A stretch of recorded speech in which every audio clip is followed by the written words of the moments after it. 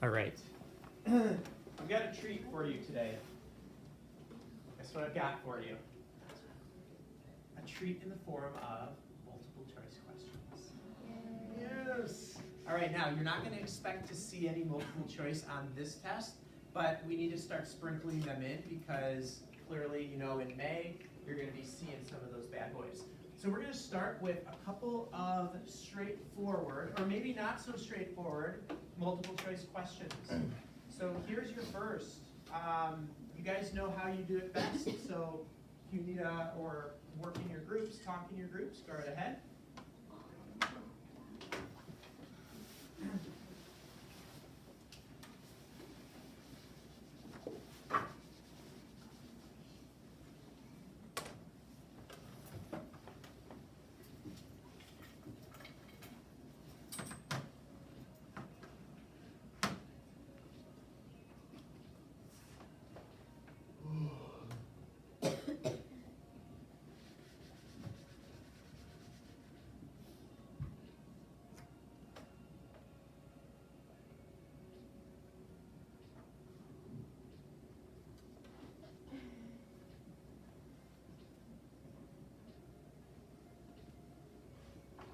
What are some of the big ideas that you guys are thinking about right now? Can you say that louder, please? Ideal gas law, maybe? Okay. What else are you thinking about? Partial pressures. Okay, so remember that when you're looking at a specific question and you identify it as a gas question, you're going to kind of be thinking in that general direction.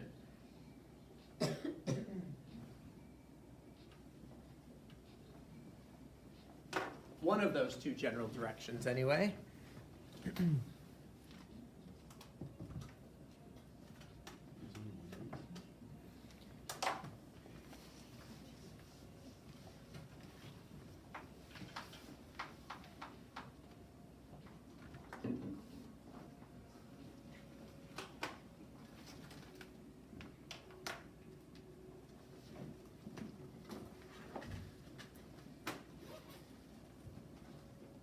Okay, so will everyone stop for just a second?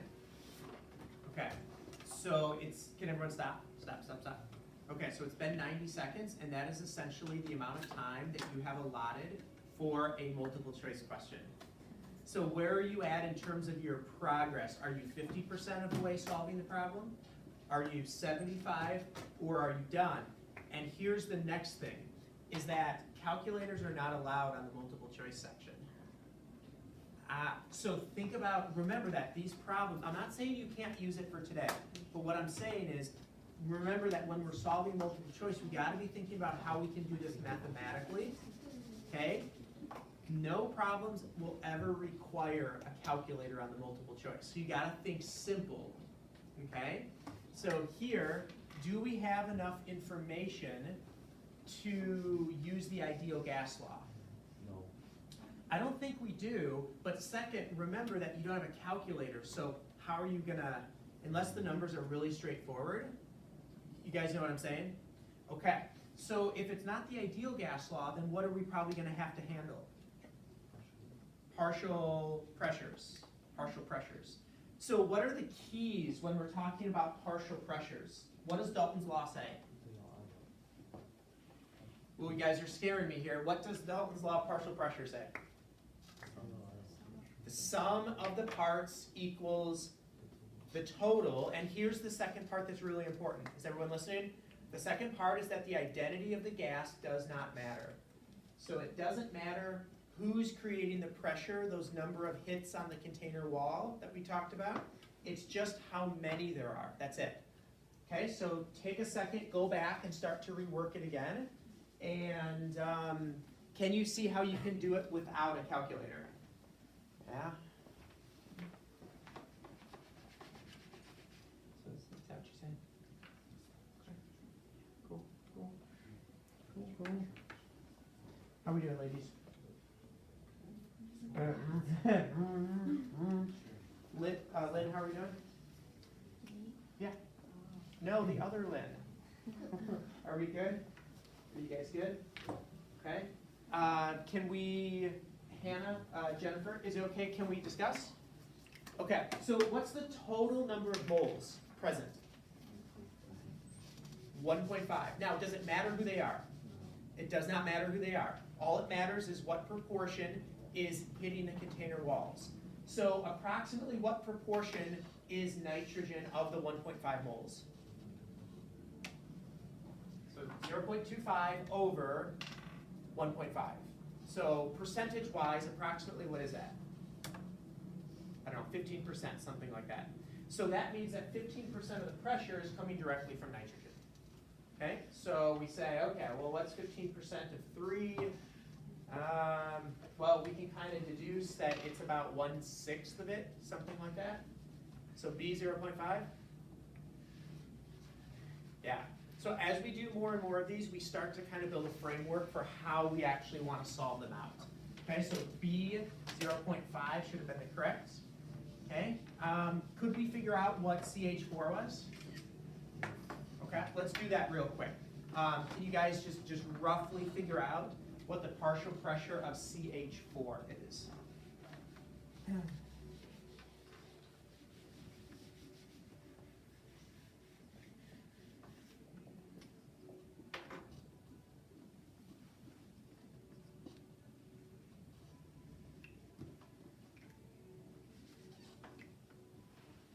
Partial pressure.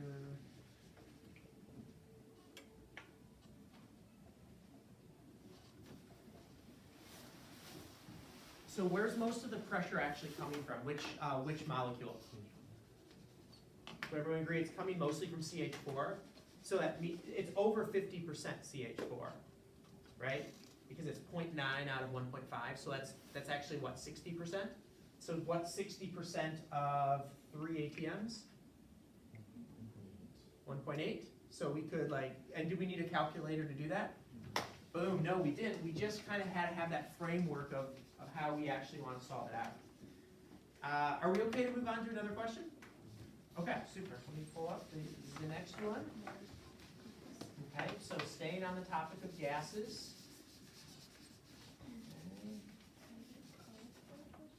Okay. These ones actually are, yes, they are College Board questions.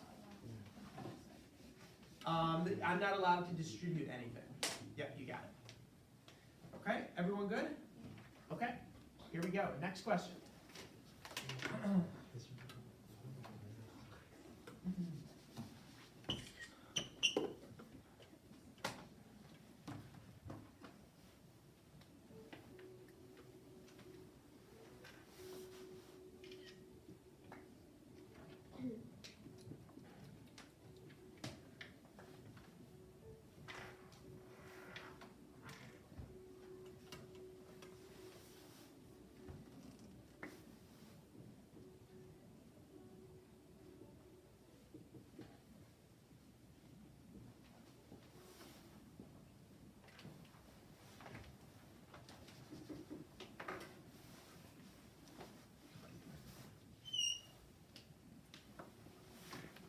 So what does it mean for a gas to be ideal? Stephen, what are you thinking? Give us one characteristic of an ideal gas. It doesn't form the attraction. Okay, it doesn't form attraction. That's actually the most important point of the kinetic theory. So remember that there were five major points.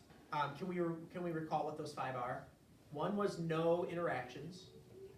What were the other ones? Travel in straight lines, particles do. What else? Say it again? Temperature is proportional to the energy. Good. Temperature is proportional to EK, kinetic energy. What else? Collisions are elastic. And the last one was that the particles are so small that the space in between them is infinite. Okay? So essentially the particles are not interacting. So this question is asking which condition will take an ideal gas and drive it towards a real gas. So basically the first point Stephen made about interactions and no interactions, which one of these conditions will produce interactions? That's what it's asking for. Okay, so take just a second and think about that, then we'll discuss, see what you guys come out with.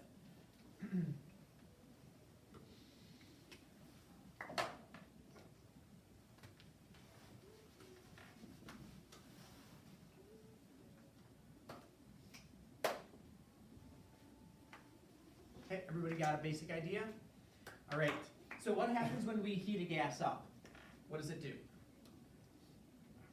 It moves with more kinetic energy, okay? And what will happen to its volume? Its volume will increase proportionally to its temperature, okay? So will a higher temperature cause the particles, if they're moving further and further out, to increase their likelihood of interaction or decrease?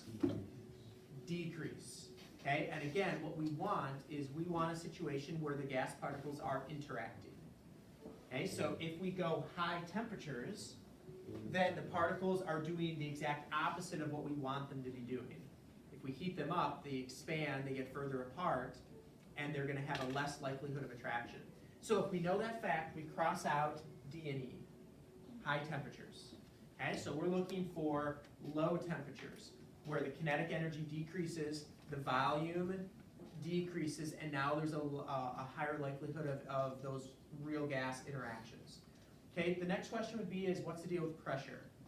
Okay, so if we decrease the pressure, in most cases we're increasing the volume. So if we increase the volume and we decrease the pressure, the particles have more room, and they're going to be less likely to interact. So what we want to do is instead we want to increase the pressure, which decreases the volume, which pushes them more likely to be pushed together. So our best choice would be low temperature, high pressure, letter A. You got it. Okay, questions or thoughts?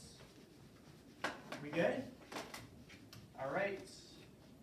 Let me pull up our next one.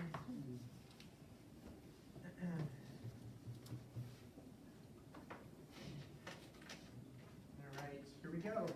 Moving into bonding.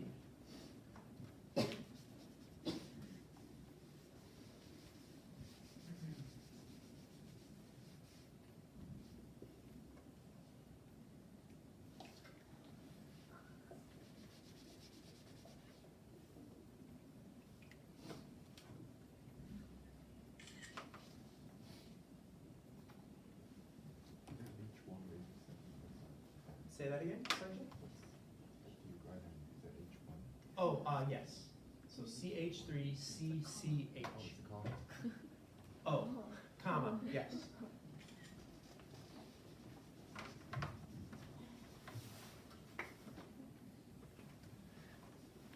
In this problem, what's your first step?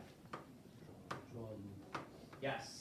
And your very first step would be count your valence electrons. Folks, don't go rogue and just start throwing together a structure without knowing, follow the systematic format. Count your valence first, okay? Who goes in the center of any structure? In this case, who would go in the center?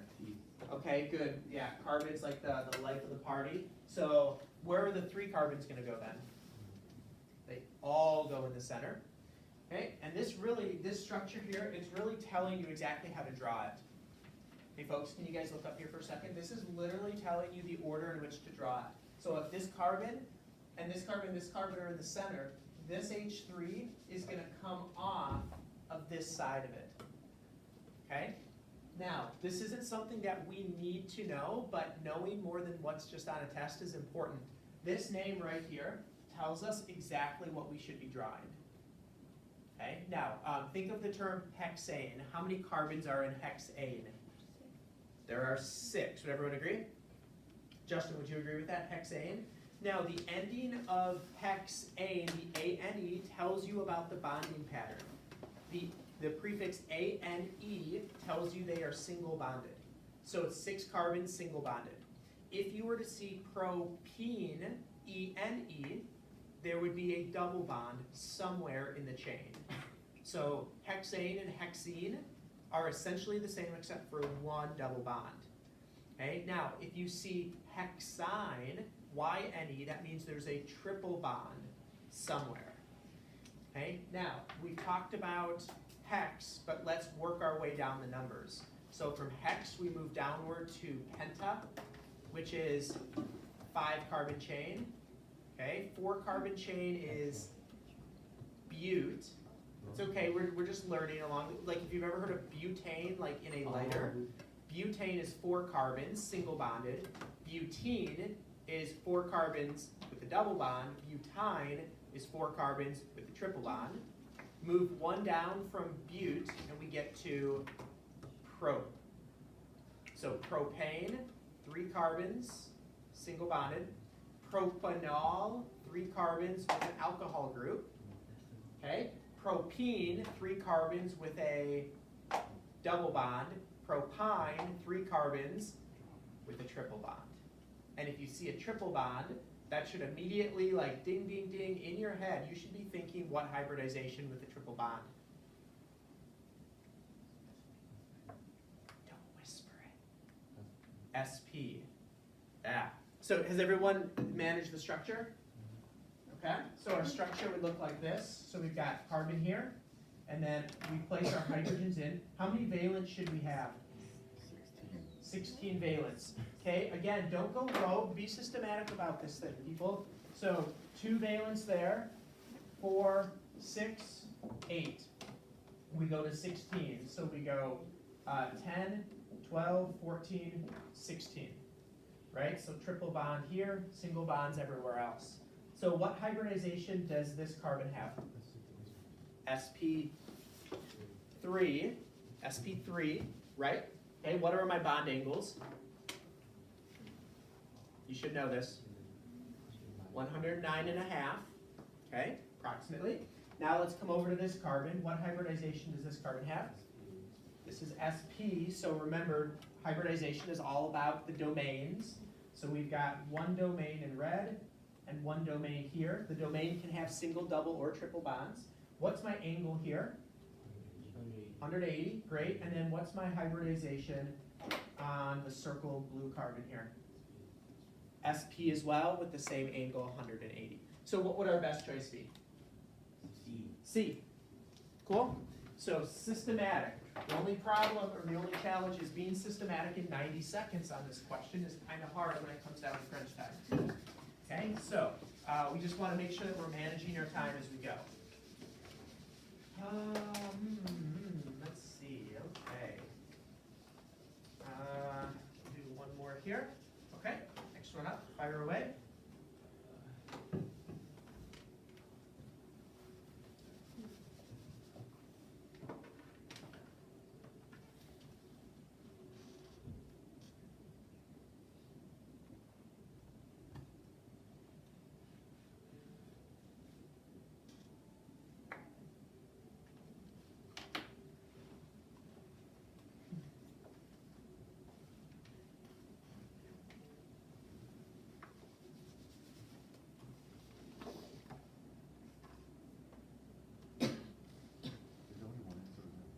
Say it again. There is only one answer in this case.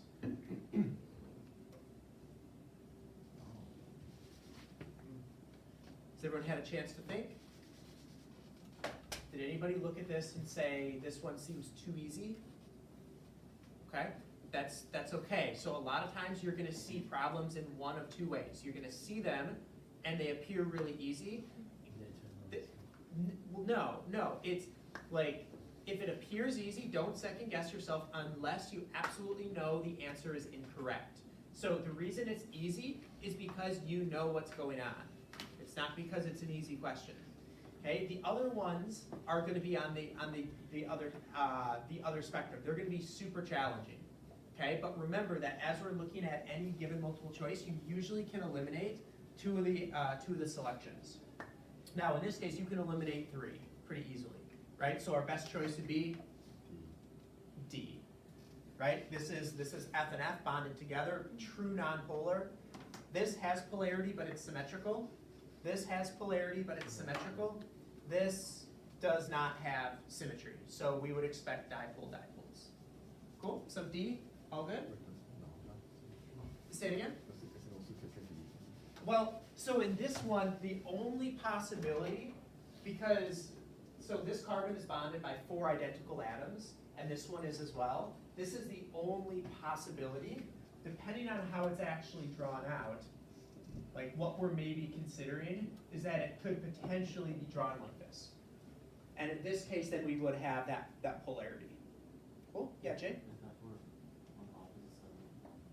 Oh, that's a great question. So what do we think if we had this?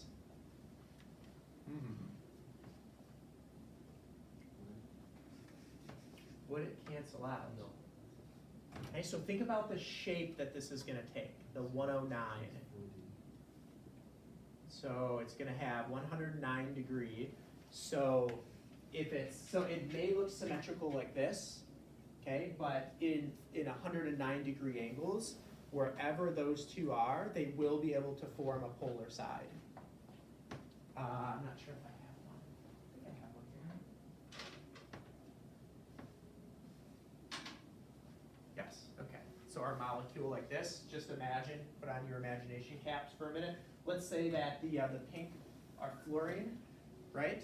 So this, it looks symmetrical, right?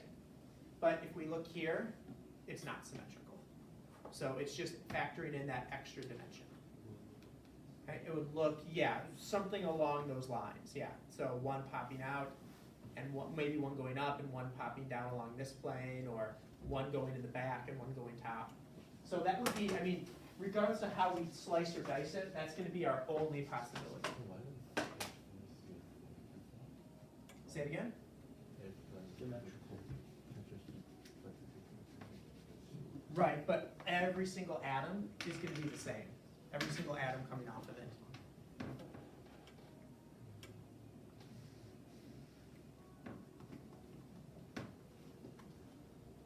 Lynn? Can you say that louder, please?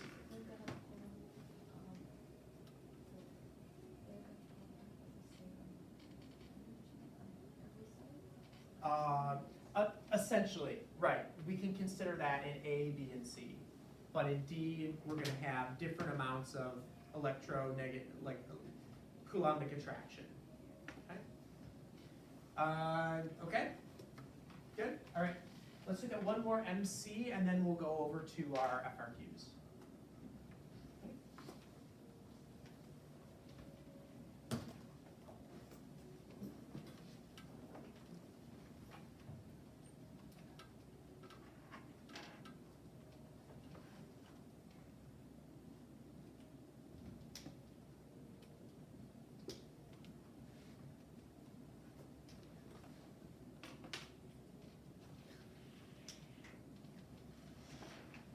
So this mirrors lab 6 that you carried out.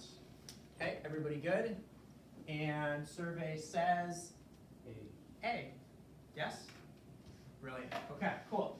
So just a little taste of MCQs. Let me queue up an FRQ. Give me just 1 second. Ooh, okay. Now, here's what I would recommend.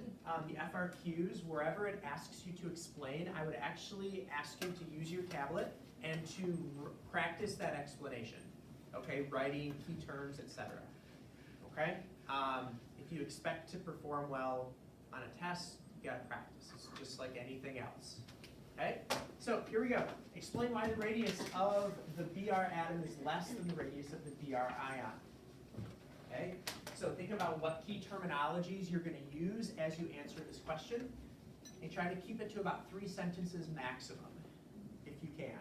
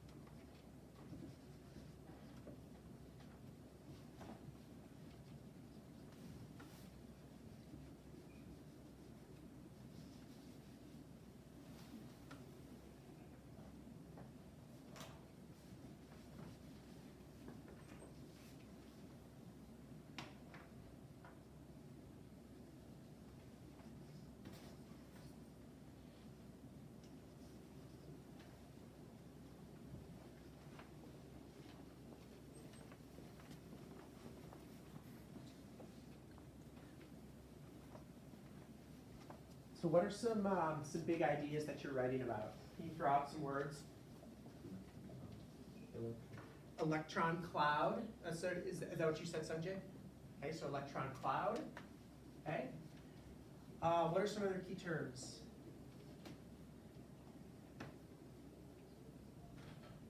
As we're all trying to avoid, are you all writing or are you just ignoring me?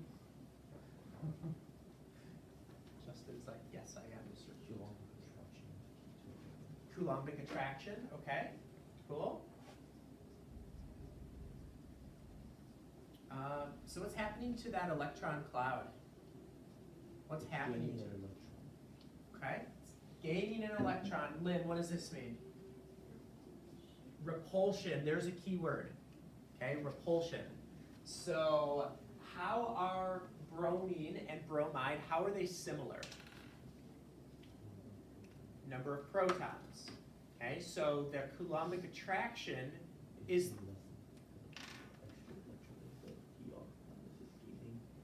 okay, but doesn't that electron go into that last orbital at this approximately the same distance? It does. So we just want to make sure that we key in on the right terminology. So we've got protons being the same, right? The only difference is this has one additional electron, and that electron fills an orbital with 2, and electrons repel, which expands the cloud just slightly. Yeah, so take a look at kind of what you've written. Okay, do you have key terminologies there? Terminologies again being extra electron, electron cloud, repulsion, larger atomic radius, something along those lines? Cool. So again, just kind of putting all those ideas into your into the right path, the right organization. Okay. Do you want me to give you a second? People still finishing writing, or are we good to go? Okay, Stephen says we're good to go. Back table, are we good to go? Okay, great. Yes, Jay.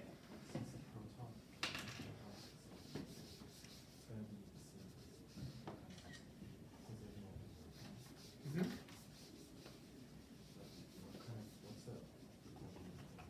So repulsion is within the electron cloud itself.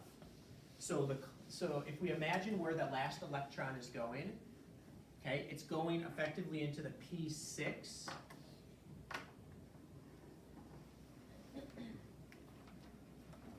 You with me? So it goes into the P6, so every added electron in that shell is gonna add just that slight bit of repulsion, okay? Now, as we go over though, if we talk about like this element from this element, then we're talking about also adding protons. But the fact that these are both the same atom, they just are in different form, we could, So like, if there are like say 4 orbitals with like, let's say that there's like 2 electrons here, and they're gonna continuously try to repel each other with the same orbital. And in the case that there's like multiple different electrons with these orbitals, adding one more electron here will increase the repulsion, but will increase the atomic radius. take note, that was good. Okay, Jay, good? Okay, awesome. All right, back table, did we hear that? Oh, Stephen, you missed the opportunity. Do you guys want to hear what he said? Hannah does. Stephen, do you mind? Just can you do that? But you don't have to draw it again. But can you just like summarize what you said? Basically, I'm just saying like within an electron cloud, You like turn around and talk to them. well, I was just saying that within like an electron cloud, like let's say for now it's like this and this electron. I just think that they're like repelling each other, and like adding one more electron would increase the repulsion within this electron, which will expand it essentially. Yeah. Sure. When you're adding extra electrons, there's a Coulombic attraction between this proton and the electron. It's still the same as everything else. It's still the same. Exactly. So adding more electrons with the same number of protons won't change the Coulombic attraction, the intrinsic pull of that proton. That's a great question, Sanjay. All right, we ready? Next question. Okay, so here's what you do when you see a question like this. Okay, everybody ready? wait, Lynn, you gotta listen, okay? So what you do, okay, is you crack open a can of Calm. Okay, so you see something like this, you're like, whoa, hold on. Take a drink of the can of Calm, okay? Now, all it is just some big structure. Doesn't even matter. Read the question and you're gonna be like, oh, okay, I got it. See, and the reason you got it is because you cracked open the can of Calm, seriously. So read it, solve it, okay?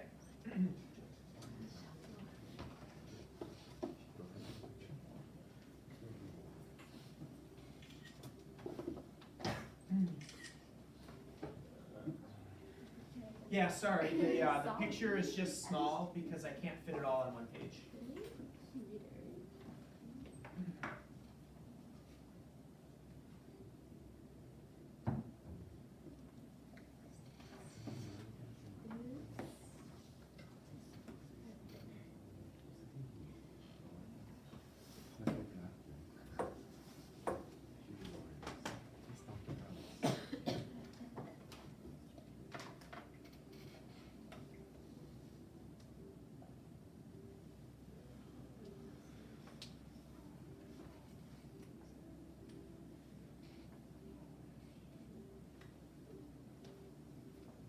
So again, take key terminologies and then put it together in like 2-3 sentences. CH polar.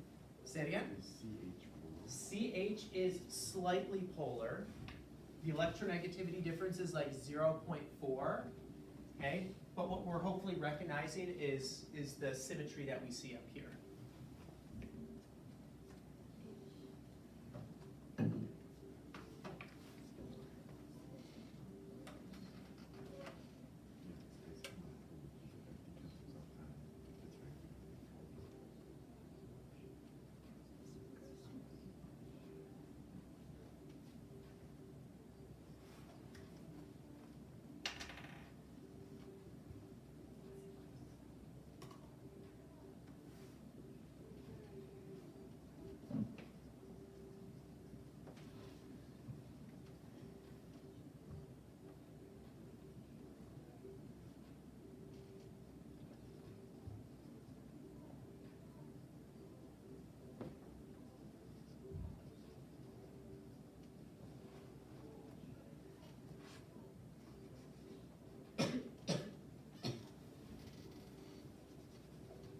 What are some key terminologies we're using?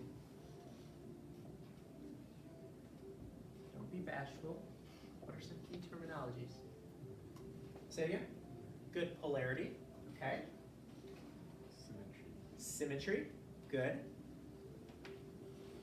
Other key, let's get more specific with it when we're talking polarity. Can we identify polar regions specifically? Hydroxide. Good. So we've got many hydroxides, right? Okay. What do those tend to form with water? Hydrogen bonds. There it is. Hydrogen bonds, right? That's a key terminology. What's something else that we should note? What IMF is more than likely present in our lauric acid? London dispersion, but we know that those tend to be weak IMFs, but they're still present. So remember, when we're going for that response, we want the complete and correct response. Cool. I'll give you another minute to finish off your writing. Yes, sir. Yes. You got it. Yeah, so where's the polar side? Yeah, polar side, not polar. Right? So when water comes in to dissolve this, what's water going to do on this side? Yeah, not a whole lot. There will be some interactions here, right? Okay, barely. But again, when these go into water, hey folks, can you pause for a second? When these go into water, are all of these atoms breaking apart? No. So think about when a lattice goes into water. What happens to the lattice? Dissociates. It physically breaks apart. Here, when we're talking about solubility, okay, for polars or partial polars, we're not talking about dissociation. But imagine that we've got, this is sucrose, and this is sucrose, and this is sucrose, and we've just got a whole big lump of sucrose. So the water is going to interact and it's going to pull the sucrose molecules apart. That's what we call dissolving. Versus with the lattice, if you imagine that this is the actual lattice structure, cation, anion, okay, the attraction between that and water is so large that that will literally break apart and dissociate. So we've got molecules separating as dissolving, actual cation, anion separating as dissociating. So which of these will dissolve best? Clearly, sucrose. So our best response would talk about the massive number of hydroxides and the locations of hydrogen bonds to pull these sucrose molecules apart. Okay, Sanjay, what you need? No, it's just I like this. Oh, okay. Is that, it's not distracting, is it? No. Okay. Hopefully not. It's not distracting to me. So, can I clarify anything else on A? Folks, are we? An exemplary response. Can I just verbalize it? All right. So down here where it says which compound, lauric acid or sucrose, is more soluble in water, folks, can you please, when you write your response, don't beat around the bush.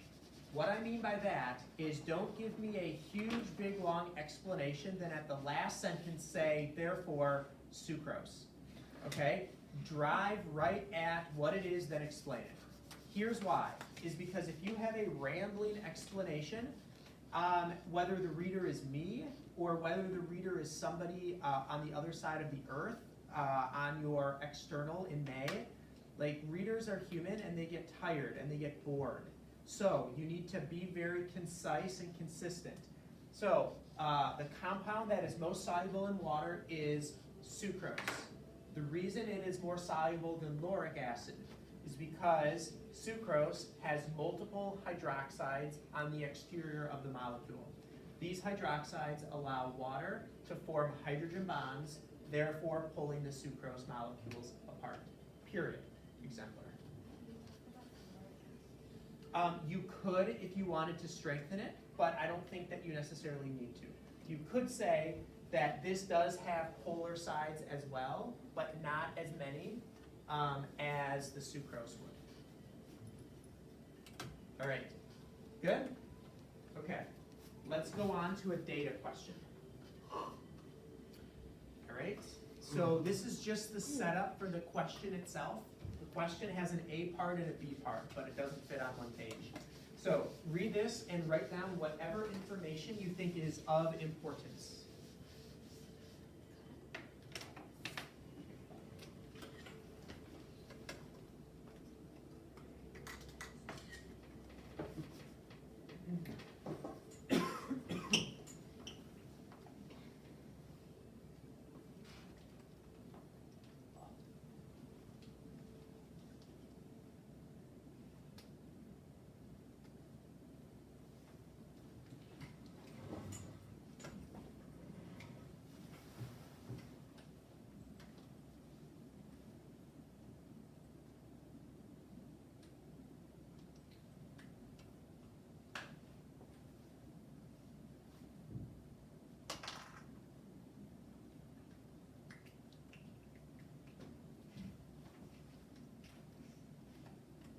What do we see that's important?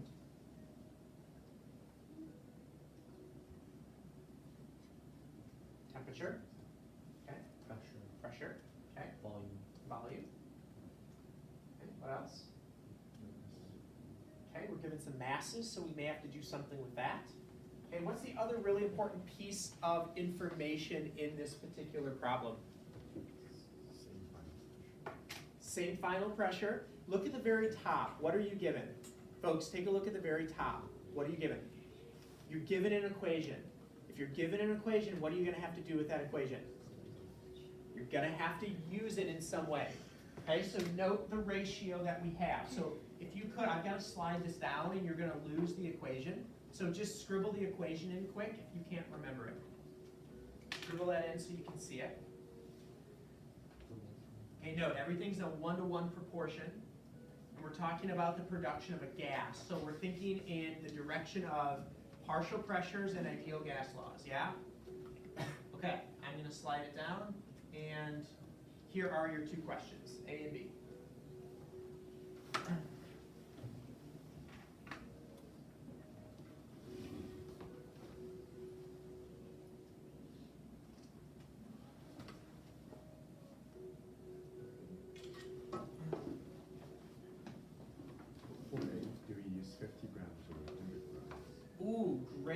question.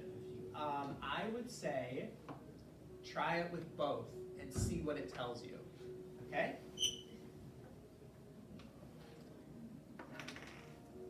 Because they're two different Yeah. grams. Because you used 50 grams to start, and then you used 100 grams in the second sample.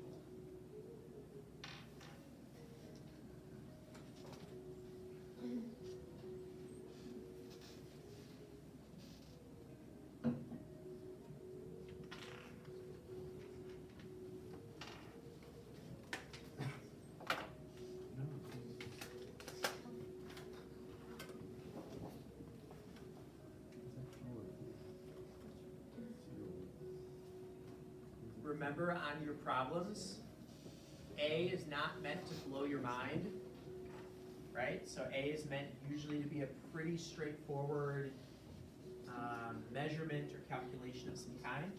So we're talking gases, right? We're talking gases, people. So what equation or equations are we thinking about? What two equations do we got? Partial pressure and an ideal, right? So what is this question asking us to find? Moles of CO2 gas present in the container after 20 minutes. Okay, so moles is represented by what letter? Sorry? N. Okay, now, if we were to use the ideal gas law, what would we need? All the others. P, do we have a pressure? Okay, do we have a volume? Okay, do we have an R? Ooh, okay, and do we have a V? That's why I said make sure you record all of the pertinent information. Take a look back up here. You've got a temperature, you've got a pressure, you've got a volume, and you've got an R. So what do we need to solve for? N. Number of moles of a gas, right? Remember that your ideal gas law, it's not a changing condition. It's a single state condition. So we can determine the number of moles if we have all other set characteristics at a set period of time. And remember, A is not meant to blow your mind. So use your ideal, find your number of moles of carbon dioxide. Can we start chemistry? Say it again? Can we start chemistry? Could we? To solve? Well, okay, so leading into part B, I think we may see why rather than working forwards, this problem is looking for you to work, like when you get to B, you're gonna work backwards. So just, if you want, Sanjay, if you wanna try to solve it that way, solve it and see if we end up with the same thing. Oh, you don't, okay. Tony just did. He shut us down.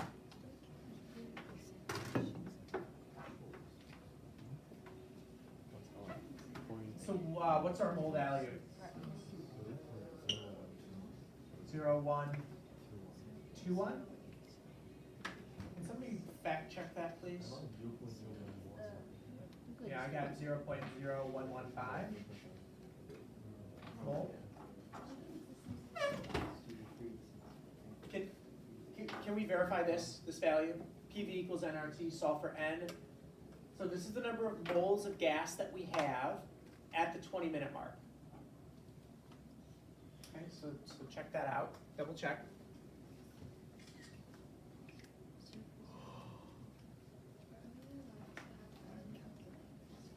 FRQ, yes. MCQ, no. Wait, so the test, like when we take out 30 is only It's only FRQ. You got it, yep. That's for 8, yeah. Yep, so calculators for sure. 1, 2, 3. Okay, so if we're good on A, now let's move to B. This is where you need to have some discussion in your group. Okay, so the student is making a claim that the final pressure, notice the final pressure of both was the same. Okay, so whether we used 50 or 100 grams of calcium carbonate, it was the same. Okay, and the student is claiming that it's constant because all of the CaCO3 had decomposed, so it had went to completion. Okay, based on the experiments and the data given, do you agree, yes or no? So you're gonna need to support this with a mathematical calculation. So what do you have that could support a mathematical calculation? So what other additional information is given to you? Grams of what? Oh, it's a graph. Oh, okay, so the graph just allows us to see that our pressure has become constant at a certain point. Okay, so what else is given to us? Grams. Okay, let me ask you a question before you start doing any calculations. According to this data here, how many moles of calcium carbonate should have made this amount of carbon dioxide? So look to your balanced equation. See how everything is in a 1-to-1-to-1 proportion? Okay, so if we produce this much, and we should have, it should have came from 0.0115 moles of calcium carbonate. Okay, so the student is claiming that the pressure is constant in both experiments because all of the calcium carbonate had decomposed. So the question is, how much calcium carbonate did you actually start with? How much did you actually start with in your problem? You started with 50 grams in one trial and 100 grams in another trial. So how many moles is that? 0.5.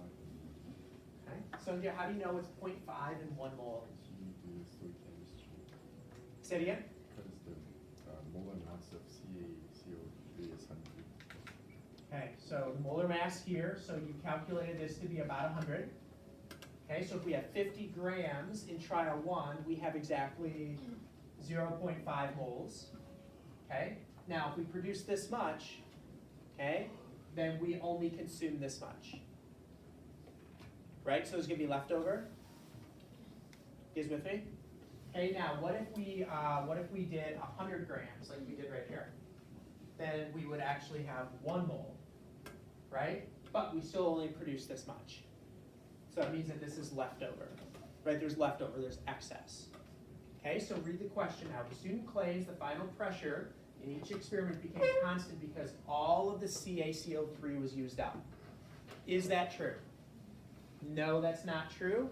Based on the experimental evidence, your experimental evidence would be showing that you actually have half a mole and 1 mole to start with, and being able to communicate that if we had this much CO2 produced, it came from this much. Therefore, the student's claim is incorrect.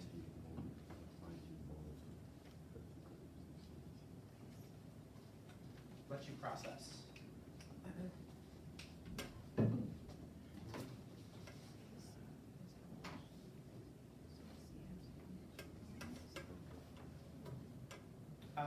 Questions? Thoughts? We're right at the tail end of class. So, is anybody going to be here this afternoon? Is anybody going to come in? Okay, one, two, okay, a couple people. Cool. If you can, you're welcome. If you can't, it's not a big deal. You're gonna be fine. Just remember on Thursday, just make sure that you're here right away so you get that full 50 minutes. Stephen, you look like you were gonna ask something.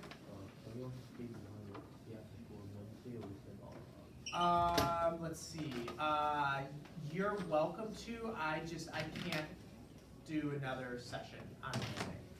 Okay, but yeah. So this one is only today, unfortunately. Okay. Yeah. So bell's gonna ring soon. Can you, clean up? Laminated tables up front. Folks in the back, if you were taking photos of those questions, could you please kindly delete those photos because those are College Board specific questions. Okay? And let me know if you have some questions.